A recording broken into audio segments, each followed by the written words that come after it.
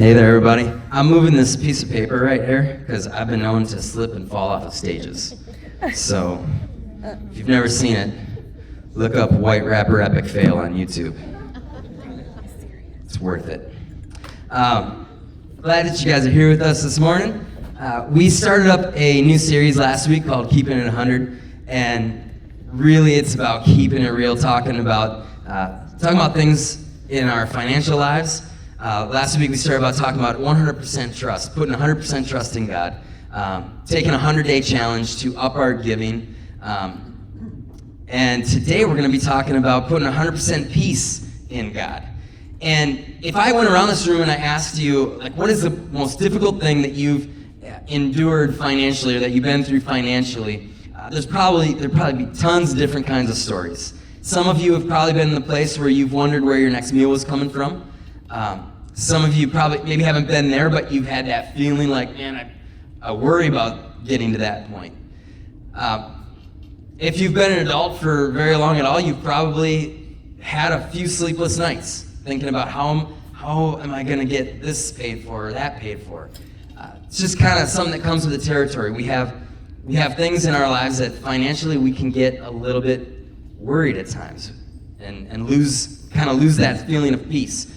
And in all honesty, it kind of reminds me a little bit of driving a car without much gas in the north woods of Wisconsin. And I'm going to explain to you why that is. For those of you who aren't from rural areas, maybe you're born and raised in Janesville, you lived here all your life, you've never had the question come up in your brain of, how far away is the next gas station? But if you live in a rural area, that happens at times. There's a spot between, I grew up in Minocqua, 3.5 hours north of here. There's a spot between Merrill and just a little bit before Minocqua where there's like 35 minutes straight where there is not a gas station off the side of the road. And so that can be a pretty scary situation if you are not prepared for it. That gas light comes on, and there's this natural thing in me where a gas light comes on and my initial reaction is like, I gotta find a gas station. For you in Janesville, you've been raised here all the time, like, there's always a gas station. I can let that thing go until the very last little bit. This was like a couple years ago, one of the kids' parents came in on a Wednesday night, and his car was coming in on fumes into Fox Hills. Literally fumes. I had to go drive him to a gas station. You guys just don't worry about it. But I worry about it in Minocqua, and actually there's times, though, where I've been, where I take it further than I should.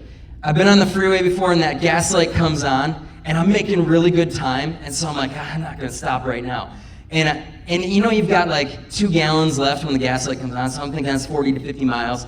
And I'll be coming up to a place, it says gas station on the next exit, and I'm getting there and I don't see the gas station on the exit. And you know how that is. If you're making good time, you're like, I ain't stopping at that gas station because I wanna get in, get out, and go again. And so I pass this one by. And then I see a sign, no exit for 7 miles. And now I'm like, oh. You're just nervous for the next 7 miles, hoping that the next one's a quick trip right off the highway. Because you know Quick Trip always makes you happier to stop at a gas station. There's something about Quick Trips. 39-cent bananas, I don't know. But there's those moments where I've gone too far. I've put myself in a bad situation, and I'm not going to be able to make it. And those moments remind me of kind of these peace-defying moments that I find in my finances. Am I going to make it? Am I going to have enough to get me to my next destination in life? Did I make a stupid choice that's going to cost me and it's going to leave me without enough? I've never run out of gas before. I've always figured it's going to take a perfect storm for that to happen. Like, my gas light's I'm not gonna notice it, or it's gonna be out completely, or my gas gauge is gonna be messed up, or I'm gonna be stuck out in the middle of nowhere. I've always felt like it's gonna take a perfect storm. But that doesn't mean that I haven't worried about that perfect storm coming, that the finances were gonna go awful for me. And it's, in our finances, it wouldn't even take a perfect storm of situations for most of us to get to where we're in kind of dire straits. It could be a furnace going out. It could be your engine in your car going out that would put you in a bad spot. I had a Ford Escape one time that the engine conked out at me at 163,000 miles. I was like, come on. Maybe it's your kids going to college. Maybe it's just like, yeah, you're not going to college, kid. Have fun. Maybe it's a medical emergency that comes up, or your kids needing braces. I'll be honest with you, I don't think kids need to have straight teeth. For what it costs, kid, you're going to be crooked. Sorry.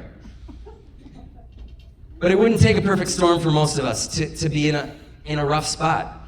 So how do we maintain peace in the midst of the storms that are around us? And I think even more to the point, how do we maintain peace when there's just the threat of all these storms around us? It could be financial, it could be relational, it could be anything. In the face of so many unknowns, how can we keep our minds and our heart at peace? How can I find that 100% peace in who God is? And so this morning we're going to take a look, honestly, at just one verse for the most part today. And a lot of times me and Eric, we like to take more verses than just that, or we like to take a story in Scripture and use that to teach. But this one verse that Jesus says, it comes out of John 16:33. I think it so magnifies this whole idea of peace that I think we can kind of just stick in this one verse today. He says in John 16:33, I have told you these things, so that in me you may have peace. In this world you will have trouble, but take heart, I have overcome the world. I think he's saying so much about so many things in this verse. He's talking about peace. He's talking about the very character and nature of who Jesus is. He's talking about the troubles in this world that we're going to face, the stress that you and I are going to be under. But I think what he's trying to do is Jesus is trying to show us, I think, one of the biggest concepts that we can come across in the Bible. And I think that concept is the fact that you and I, we live in two different worlds at the same time. We live in this one world where sometimes stuff just stinks. Life is difficult, stuff is thrown at us, trouble comes on us, and if it doesn't come on us, we find trouble ourselves. But then there's this other world where everything is at peace and at rest. And it's a world that we have to kind of search for a little bit more. It's a world that takes a little bit of maturity for us to see and to understand when we're in the midst of the storms that we go through. And I think it's kind of like something that I'm always trying, as a parent, I'm trying to help my kids see. I don't want to take my kids out of all the bad situations that they're in life exactly, but I want them to recognize in the midst of those things that there's something better out there. That they're living smack dab in the middle of two worlds. And in one of those worlds, they can experience a lot of frustration, a lot of heartache, a lot of pain, a lot of difficulty. But in that other world, it truly is that they are completely at rest and at peace.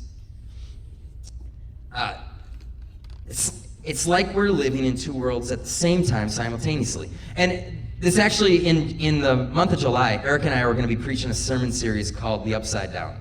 And if you've watched this show, Stranger Things at all, you kind of know, you might have heard that term, the Upside Down. That show really kind of talks about how we live in this physical world, but there's also this other, and for Stranger Things, it's a fake supernatural kind of world, but there's this other world that is going on at the same time that has different rules. And so we're going to talk about the Upside Down Kingdom in this series in July.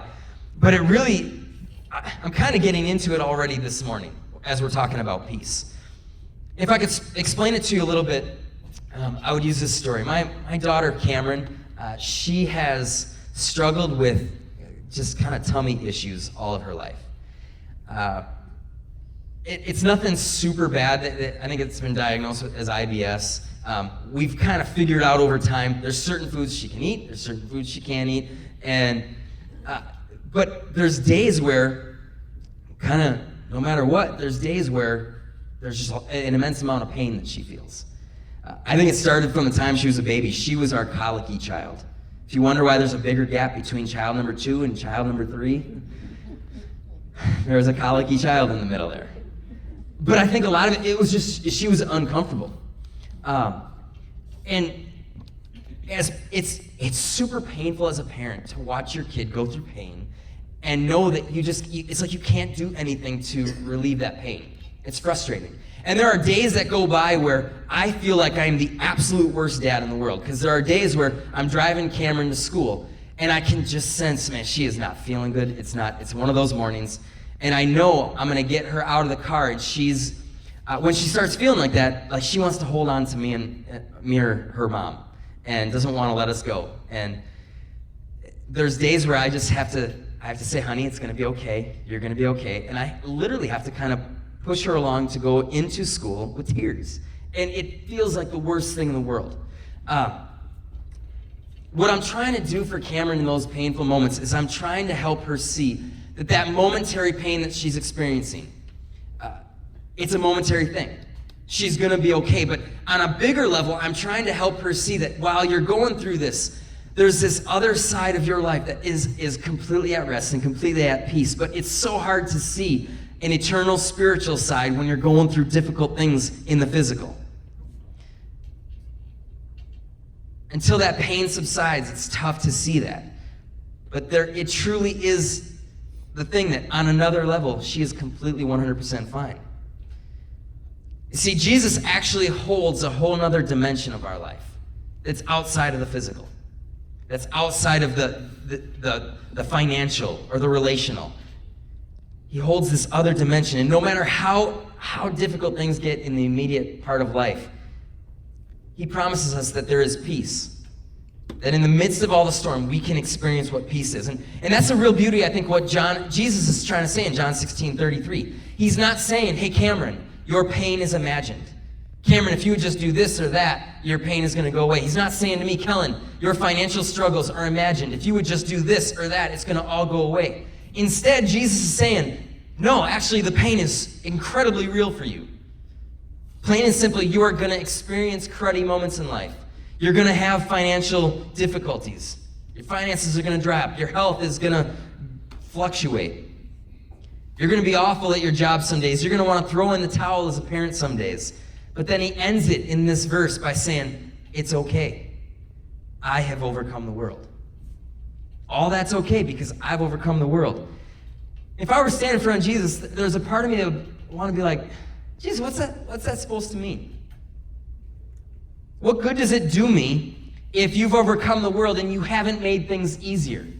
What good is it that on this spiritual level you've made everything at peace, but I can't feel any of that on a day-to-day basis? And it wouldn't do my daughter a whole lot of good if I just instead of sending her in that school, I would take her home every single time that she doesn't feel the best. And I wouldn't try to convince her that this pain, there was something good beyond all this pain.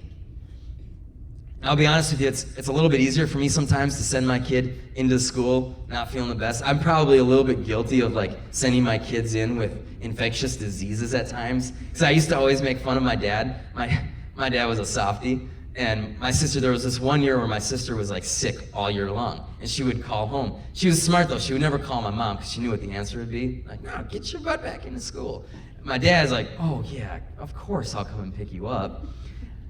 Was she really sick? I don't know. She had to get her tonsils taken out that year, so maybe she was sick. I don't know.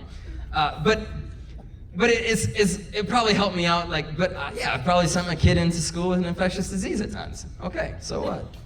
But it's tough to push. It's a tough place to be, to try to push our children, to help them see that they live in this world where pain exists, but there's this other awesome world that they exist in at the same time, where God promises that everything is good. Jesus wants to help us see in our present troubles that pain is so minor in comparison to what he has done on our behalf. That he's alleviated this trouble that is way more troublesome than physical pain or financial pain. But it takes a maturity for us to see this. In 2 Corinthians 4:17, Paul says, "For our light and momentary troubles are achieving for us an eternal glory that far outweighs them all." I want us to get to the place, I want my children to get to the place where they see that the things that they're struggling with today, what God has done for them far outweighs what they're struggling with right now. But it's hard to see that. It takes a mature aspect of looking at it. But I think Jesus has given us some really good wisdom in how we can decrease financial anxiety and how we can increase our feeling of peace in this world. What Jesus has overcome is bigger than the financial distress that you and I want to overcome. What Jesus has overcome is bigger than the relational stresses that you have. It's bigger than the physical stresses that you have. Whatever stress you have in your life, what Jesus has overcome, it's bigger. But I think the natural thing that we say when we hear that is, Kellen, so what? Like, what good does that do me? What good does it do me that Jesus died and rose from the dead, and I'm still stuck in a crappy situation? What good does all this spiritual stuff do me if I can't pay my bills? And actually, I'm going to be honest, I think sometimes that seems like a really fair way for us to look at it. But I also think it's kind of a small way of thinking. We're all guilty of thinking in small ways at times. And I don't think we would actually let our kids look at life this way. You know, we tell our kids, man, I'm gonna be there for you, I'm gonna protect you, and I'm gonna take care of you. And then stuff happens in our kids' lives, and they're like, where were you there? Why do I have to experience what I'm going through now? Why do I have to go through this sickness? And it's not like we just say to them, yeah, you're right, life stinks, I'm an awful parent. We say, you know what, I'm going to try to protect you all the time, but I can't all the time. I love you, but you're going to go through things, and you know what? What you're going through is going to help you be better. It's going to help you be the person that God wants you to be. But it's funny how we don't always take that approach, that mature kind of approach, when it comes to our Heavenly Father. The truth is, peace can be found in the midst of our distress. Jesus said, in this world you will have trouble, but take heart. Now, the Greek word that Jesus uses there that's translated take heart, the Greek word is tharseo. Tharseo. It's close to how it's said. If you want to look at how it's said, go Google it. Tharseo, okay? I'm not a Greek scholar. But the literal meaning here is to take courage or to be of good cheer. So he's saying, Jesus is literally saying, you are going to have troubles in this world, but be of good cheer.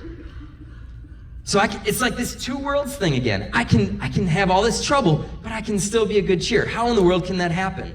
It's because Jesus, his kind of peace, it's an all-encompassing kind of peace. His peace that brings good cheer, it's from this other world. It's not this natural thing that we would experience in the natural world. It's a peace that's not based on a circumstance, but it's based on a being. It's based on Jesus himself. And a cheerful outlook on life only happens when we see the things in our life with Jesus in the background of it. I'm incredibly grateful that I had two parents that gave me encouragement in life. Yeah, we were really sarcastic, but we encouraged each other through that sarcasm. And I remember my parents, I could be up on a stage having to recite something that I memorized in front of people or giving a speech at a graduation. And I knew as long as I saw my parents out there, I could fail so miserably. They were still going to like me because I was a person who they had helped create and I was alive. So it was going to be good. I could be running a cross-country meet or playing basketball and not performing to the level I wanted to. And I see them out there, and that brought me courage. That brought me cheer. I still to this day, I don't like to do house projects by myself without my dad. It is not because my dad is some genius house project kind of guy. When we do house projects, it is awful.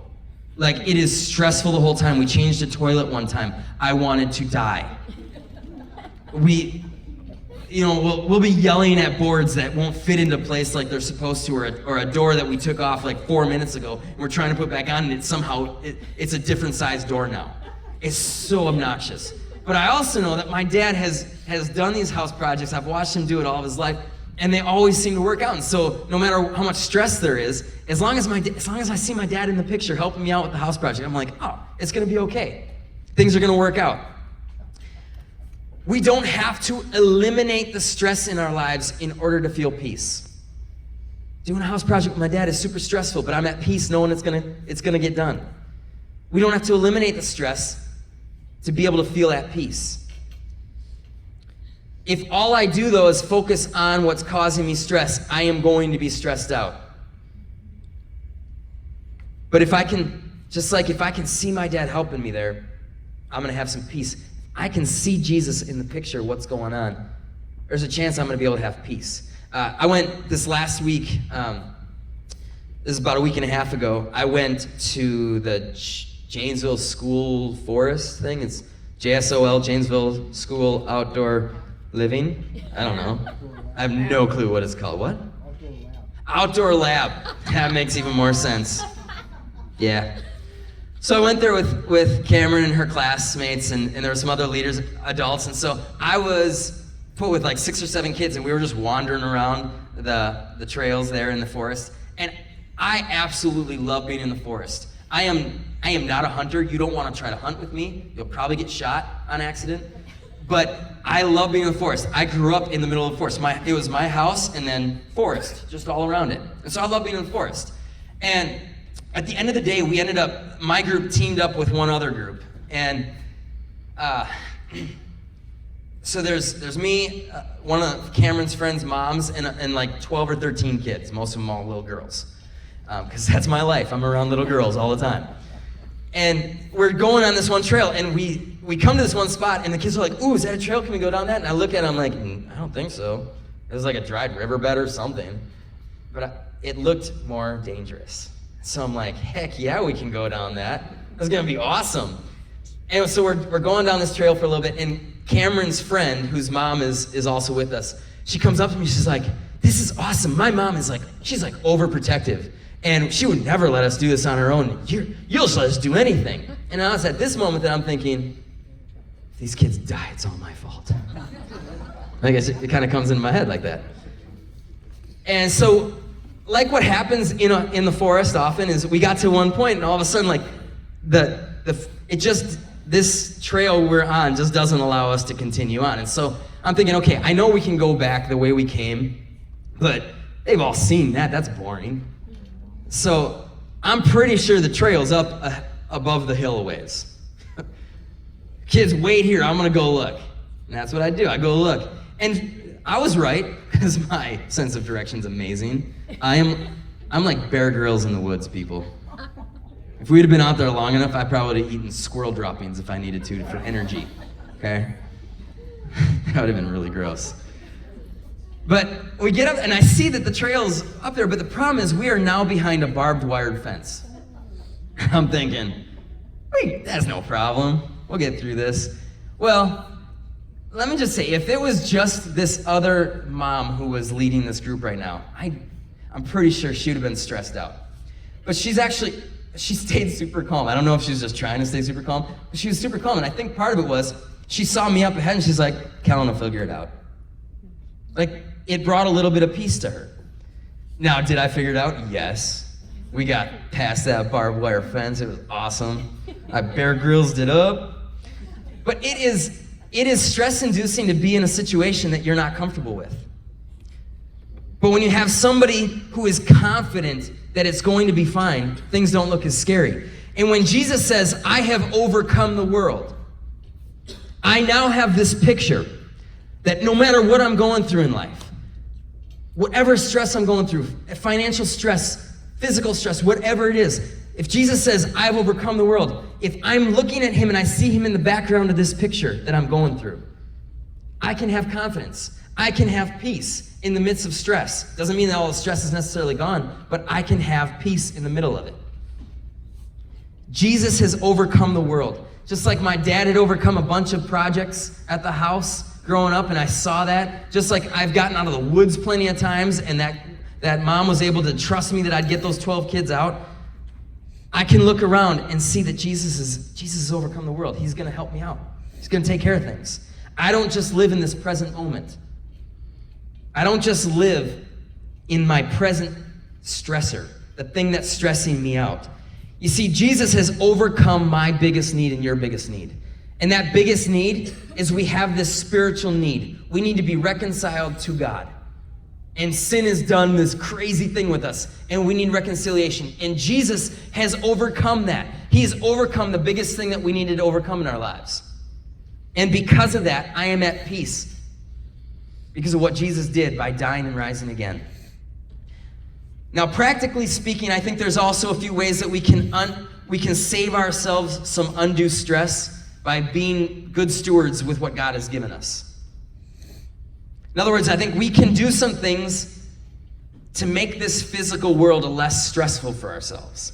Last week we talked about a part of that. 2 ways I think that financially we can make our world less stressful is we can become givers and we can become savers.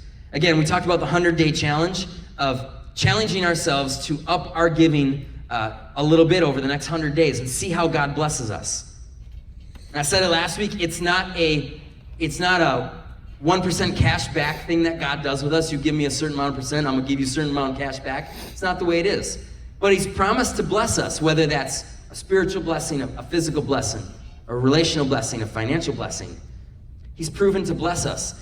And that tells me that giving can literally become a stress reliever in my life. You ever think about that? Giving and allowing God to bless us in some way, giving can now become a stress reliever in my life. But I also think saving money can become a stress reliever in my life. Proverbs 21:20 says, "The wise store up food and choice food and olive oil, but fools gulp theirs down." Proverbs 13:11, and this is kind of the miracle of compounding interest verse in the Bible. It says, "Dishonest money dwindles away, but whoever gathers money little by little makes it grow." See, Jesus said in the verse we read today that you are going to have trouble. Financial doom is coming for every one of us in some way, shape, or form. Sorry to break it to you. But oh, how much less that doom will stress us out if we have something in place for that time, if we're prepared for it. See, my goal is not to build a savings account so that I can trust in that savings account when trouble hits. My goal is to build a savings account so I won't be tempted to take my trust off of God when trouble hits. I don't want to have all my trust being, oh, I've got all this money saved away, so I'm going to be fine. I want my trust to be, God's going to take care of me. Yeah, I've got this to help me out, but ultimately that trust is still in God because God has given me these things. Part of the reason that we're not ready for these doomsday financial situations that come up is because all too often we attach our feelings of peace to the things that we tell ourselves we think we need. I buy more than I need because I think I need it. And what happens is I'm left with neither a feeling of peace because things can't give me peace, but I'm also left without this safeguard of a savings account. Saving money requires that I find my peace in God enough to know that I don't need more than I think I need because I have all that I need in Jesus. And then saving money also helps me to keep my faith in God because these natural stressors, financial stressors that come in, they don't hit me as hard. And I'm not tempted to question God's goodness as much. Jesus has overcome the world. He's promised that you can, in the midst of all this stuff going on, you can actually be in a place where you find cheer. But all these financial storms that we go through, they are nothing in comparison to a bigger storm that we all face. There is a storm of sin that every single one of us is under. And the Bible is clear that Jesus has done everything he can to take care of that storm of sin in our lives. He went to the cross, he died in our place, and he rose again to take away that incredibly huge storm that we face. There's no way that I could have come up with an answer for that storm, for all that sin. But Jesus is willing to do it. And if he's willing to do that, again, we live in these two worlds. If he's willing to set this one world, this eternal spiritual world at peace, I think he can set those other things in our lives at peace. And if we can see the peace that we've got over here on this side, I can look at the rest of this stuff and it doesn't look as big. But if we're keeping it 100, if we're keeping it real this morning, we can't get past the fact that there are times where we're going to be stressed out because of our finances. It's hard to be at rest with our thought life. There's so many questions, there's so many variables. There's going to be moments where I can't see how God is going to get me through. There will be moments where my trust is going to be at an all-time low of, God, how are you going to help me pay for these things that I'm supposed to pay for? There will be moments where I will fear that I can't give my kids everything that I've wanted to give my kids. But what I'm going to tell you that I think is more important is there's a Savior who wants to give those kids that you are raising a life that's better than anything that money can buy. I think it's going to be more beneficial for my kids to see that all this stuff in this world over here, it can go as bad as it possibly can go. And they're still going to be okay because Jesus has this eternal spiritual world taken care of. That they don't need to have everything given to them over on this side. In fact, I don't want them to have everything given to them on this side. Because when everything is given to them on this side, so much of the time, we forget about this side. We forget about what peace is actually supposed to be all about. Peace is not about having everything easy in life. In this life, we are going to have troubles. But in those troubles, if I can see Jesus in the background of that picture, it's going to be so much easier for me to have peace because he has already overcome the world. My peace ultimately rests in the fact that in eternal life, there is no troubles. And maybe that's where we're struggling to be at peace today. Maybe this is what we're struggling with, that I can't find peace in my present circumstances because my present circumstances seem more real and they seem more urgent than what eternity holds for me. I'm telling you, eternity is more, it just is more than our present. Do you have eternal peace with God at the forefront of your heart and your mind? Do you believe that God has granted you peace eternally, but you're still struggling to let that peace outweigh your daily struggles? Let's try to do something today, and let's decide that I want to wake up every day and ask God to make sure that I allow eternity to outweigh my present.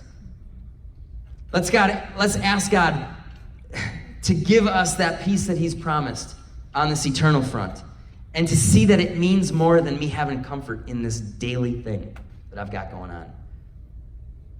Can we 100% trust Jesus? Can we 100% find our peace in who Jesus is? Why don't you pray with me?